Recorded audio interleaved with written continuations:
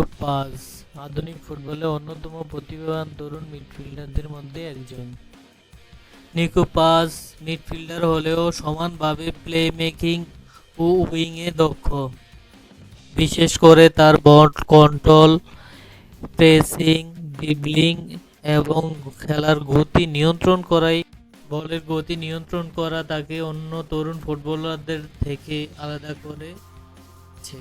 নিকো পার্জের সব পজিশনের বড় শক্তি হলো তার ট্যাকটিক্যাল স্কিল। বল বাইরে থেকে তিনি খুব শান্ত থাকেন এবং দ্রুত সিদ্ধান্ত নিতে পারেন। অনেক তরুণ প্লেয়ার ভুল করলেও নিকো পাজ চাপের মুখেই ঠান্ডা মাথায় পাস দেন এবং আক্রমণে গিয়েও সহযোগিতা করেন। নিকো পাজ এই যুগের মডেল ফুটবলার। নিকো পাজ এমন পাস দেয় যে প্রতিপক্ষের ফুটবলাররা সবসময় ভয়ে থাকে। তার জন্য প্রতিপক্ষ ফুটবলারদের চাপের মুখে সহজেই বেরিয়ে আসতে পারে। সে মিডফিল্ডে জায়গা তৈরি করা এবং প্রতিপক্ষের ফাঁকা জায়গা বা স্পেস খুঁজে নেওয়ার ক্ষেত্রে তার দক্ষতা একেবারেই অসাধারণ। ড্রিবলিংয়ের ক্ষেত্রে নিকো পাজ খুবই অসাধারণ এবং প্রতিভাবান ফুটবলার। তিনি ছোট ছোট টাচ ব্যবহার করে ডিফেন্ডারদেরকে কাটিয়ে উঠতে পারেন। তার শরীরের ভারসাম্য ভালো হওয়ায় প্রতিপক্ষ সহজে বল কেড়ে নিতে পাসিং দক্ষতা তার বড় গুণ।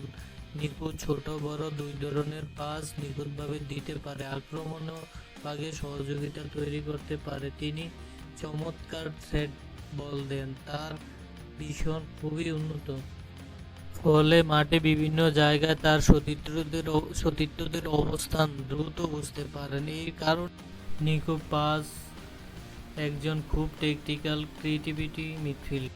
তার সবচেয়ে বড় স্কেলের জায়গা হচ্ছে মোট 8টি।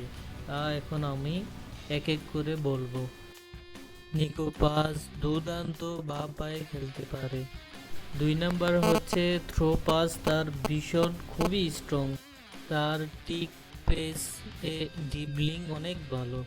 সে লং পাসও মারতে পারে খুব ভালোভাবে।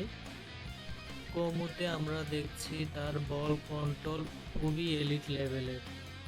প্লেমেকিং প্লাস গোল থ্রেট দুটাই আছে।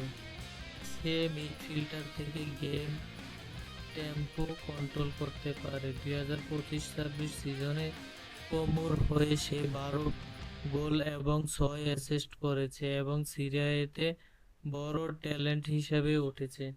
হ্যালো ভিউয়ার্স, আপনারা যদি এই ভিডিওটি দেখে থাকেন বা আমার চ্যানেলে নতুন হয়ে থাকেন, অবশ্যই চ্যানেলে লাইক, শেয়ার, সাবস্ক্রাইব করে দিবেন। আমি নতুন ইউটিউবে এসেছি, বাট